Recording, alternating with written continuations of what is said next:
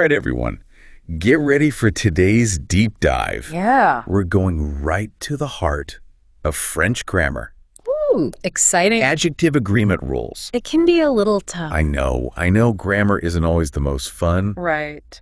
But really, this is where things get interesting. Yes. Especially if you're going for that pronunciator certificate on adjectives. It's really going to help. Like unlocking a code to make your French sound so much better. Exactly. It's what separates, just okay French Right. from someone who really knows the language. It adds polish and elegance to your speaking. So let's start at the beginning for anyone just starting out. Sure. What is an adjective? Okay, well, simply put, it's a word that describes a noun. It gives us more information about the noun. Like spices to a dish. Okay, I like that. More flavor. But in French, they have to agree. Yeah. That's what we call it. They have to match the noun. In gender and number. Right. That's it. So the big house, if I'm saying that in French, Mhm. the adjective big has to change. It does. Depending on if house is masculine or feminine, Yes. or singular or plural. You got it. So how many different endings are there for French adjectives? 4 possible endings. Ah. A. And then there's the one for singular masculine adjectives that has no extra ending at all.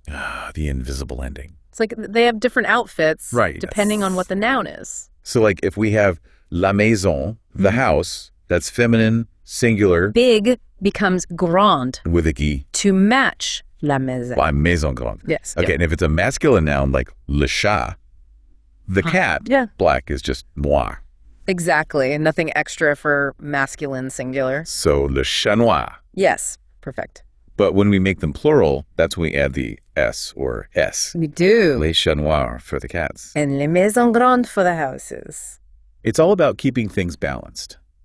Harmony is key in French. But I remember when I first learned this, Yeah. I felt so overwhelmed by all the exceptions. I can only imagine. It was like the rules were playing hide and seek, They can be a little mischievous. especially with the feminine forms. Right. So the general rule, we add an E, Right. but then you have those spelling changes Oh, yeah. and irregular adjectives that make things tricky. What's one example of a word that really breaks the mold? Oh, there's so many. Okay. Let's take heureux, which means happy. Okay, happy. For feminine, you don't just add an E. Oh. You have to change the X to C Okay. and then add the E. So it becomes heroes. Exactly. Okay, so more than just adding a letter. Sometimes, yes. And then there are those super rebels like beau. Oh, yes.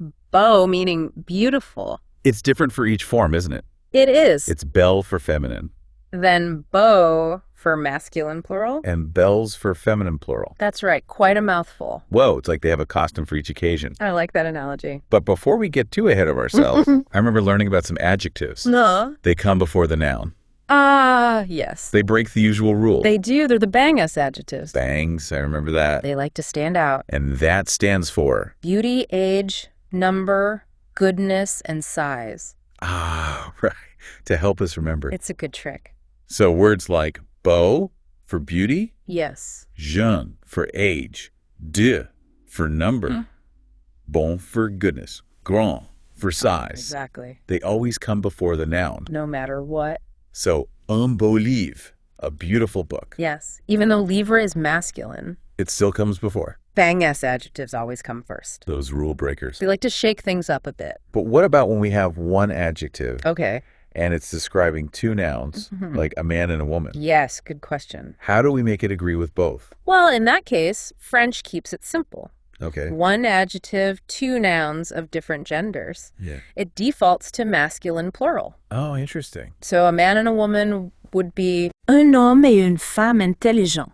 Intelligence. Even though femme is feminine, That's right. the masculine form wins out. It does, like a grammatical tug of war. And if I'm listing them separately, Yeah. like a black shirt and pants, Uh-huh. do we have to repeat the adjective? You do, for precision. Okay. So it would be une chemise noire et un pantalon noir.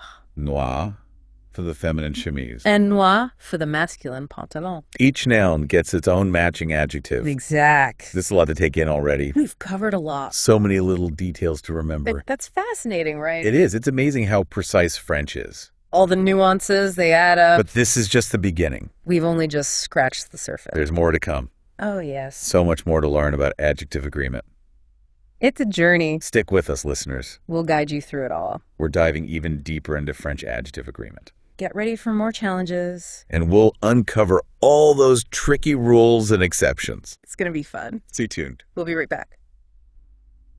Okay, so we've got the basics down. Yeah, and I think we're ready for more. Let's talk about plural forms. Plural. Okay. And of course, the exceptions. There are always exceptions in French grammar. Right, but forming the plural of most adjectives is easy. Okay, how so? You just add an S. Okay, that does sound simple. Singular, masculine, feminine, it doesn't matter. So grand becomes grand. Exactly. Petite becomes petite. You got it. But I have a feeling Yeah. it can't be that easy all the time. Of course not. It's French. Right, there have to be some tricky ones. There are always a few curveballs. Like what? Adjectives ending in oh, all, or you all. Oh, those are always a bit different. They like to play by their own rules. Like our friend beau, beautiful. Yes, beau. It doesn't become beau. It doesn't. It takes an X instead. So it's beau. Beau, plural for beau. Le beau livre, the beautiful books. Perfect pronunciation. So the O ending becomes O in the plural. Exactly, it's a pattern.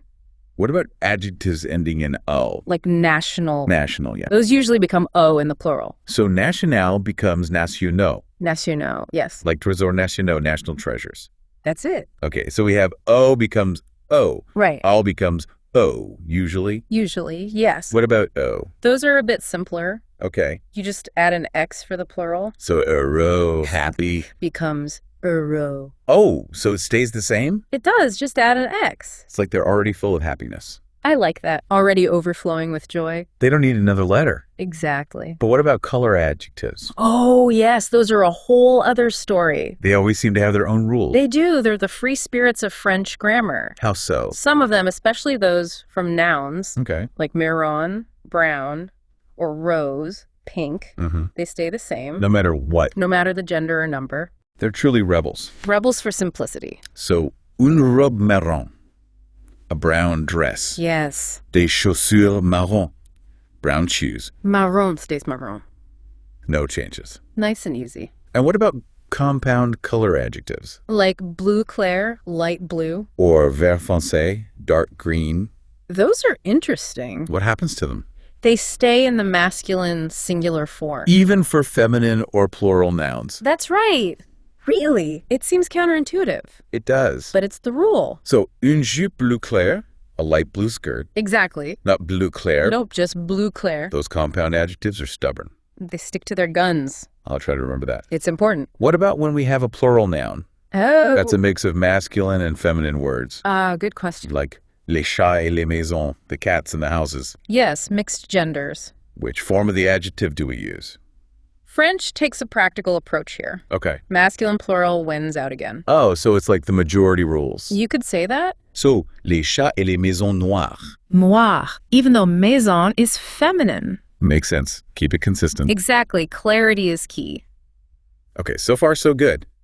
But now we have to talk about possessive adjectives. Possessive adjectives like mon, ma, me, Those are important. and demonstrative adjectives too. Right, like se, set, se. Those always confuse me a bit. They have their own guidelines. Okay, are they difficult? Not too bad once you get the hang of it. So possessive adjectives first. Let's start there. Mon, me, meaning my.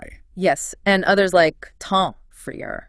They agree with the noun, right? They do, not the possessive. So if I'm a woman talking about my book, Uh-huh. it's mon livre, not ma livre. That's right, because livre is masculine. It's all about the noun. The noun is what matters. And demonstrative adjectives. Same idea. They agree with the noun they're pointing to. Exactly. Okay, so both possessive and demonstrative, They follow the noun.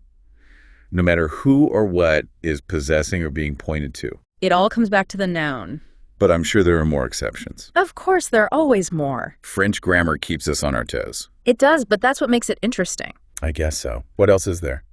Let's talk about numerals and ordinal numbers. Numerals. Okay, like 1, 2, 3. And ordinal numbers, like first, second, third, Right, when they act like adjectives. these have their own little quirks. Like what? For example, premier, meaning first. Okay, premier. It agrees in gender and number. So it changes for feminine and plural. It does premier for feminine singular, Okay. premier, and premier for plural. So it's le premier livre.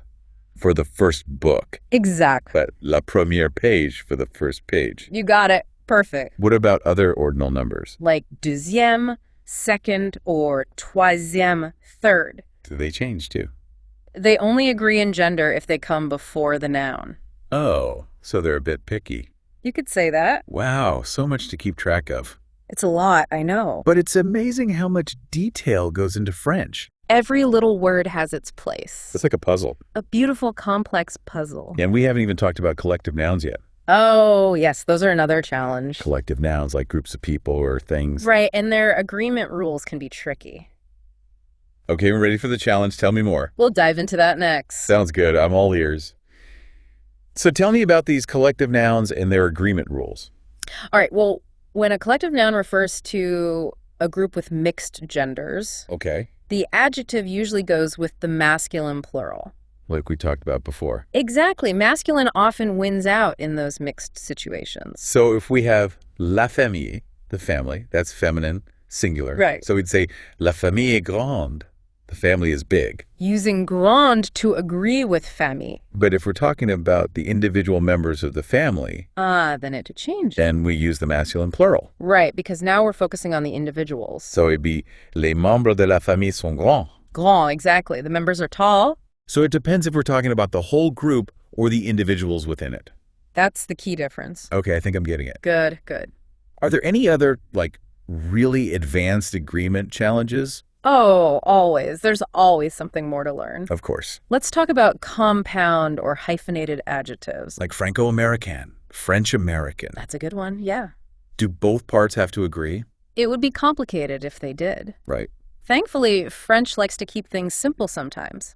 Oh, good. Only the last adjective in those phrases has to agree. So for un acteur, Franco-Americain, a French-American actor, Only Américaine changes for a female actor. it becomes Americaine. Une actrice franco-américaine. That's much easier than I thought it would be. Sometimes the rules are surprisingly straightforward. Okay, good to know. Any other tricky situations? Well, we've talked about how adjectives usually come after the noun. Right, except for those bangs adjectives. The rule breakers, yes. But sometimes changing the word order can change the meaning. It can. It's like a secret code. I've heard about that. Can you give us an example? Sorry, let's take un grand homme. A great man. Grand comes before homme, meaning great, important. Okay. But if we switch it to grand, A tall man. now grand means tall physical stature. Just by changing the word order. A small change. Big difference. That's incredible. Word order matters a lot in French. So we have to think about the form and the placement. Exactly. What about repetition? Repetition. Okay. When do we have to repeat an adjective for each noun? That's a good one. I always get confused with that. It depends if it's describing each noun individually Yeah. or the group as a whole. So if I have une chemise rouge, une jupe rouge, et un chapeau rouge, A red shirt, a red skirt, and a red hat. each one is individually read. So we need rouge before each one. Okay, that makes sense. But if we have un grand et beau A jardin, big and beautiful garden. we only need grand and beau once. Because they're describing the garden as a whole. Exactly. One entity, one set of adjectives. I got it. Like giving each noun its own spotlight or sharing one. I like that. A good way to think about it. Now, what about verbs like sembler, devenir, paraître? To seem, to become, to appear. Do they have any special agreement rules?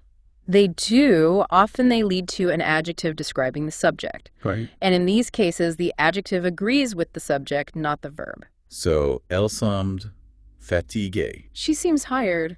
We use fatiguée because elle is feminine. Right, the adjective is describing elle. It's like the adjective jumps over the verb. To shake hands with the subject. A grammatical handshake.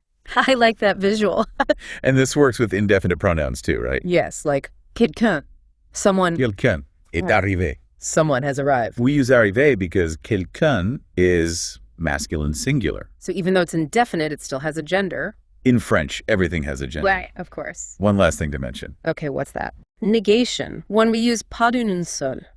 Not a single one. The adjective after the negated noun agrees with that noun. Okay. So pas une seule personne, not a single person. Okay. And pas un seul livre, not a single book.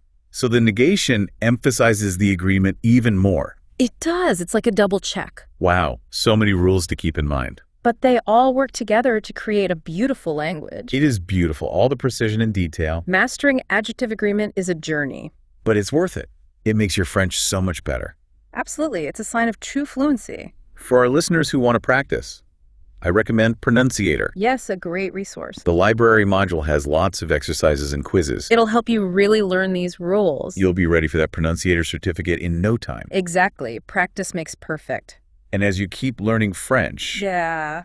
remember to appreciate the elegance that agreement brings. It's like a dance between words, everything in harmony. I love that, a dance of words. French is a beautiful language. Well said. Thank you so much for joining us today. My pleasure. We've learned so much about adjective agreement. It's been a great deep dive. Until next time, keep practicing and enjoy the beauty of French. Au revoir.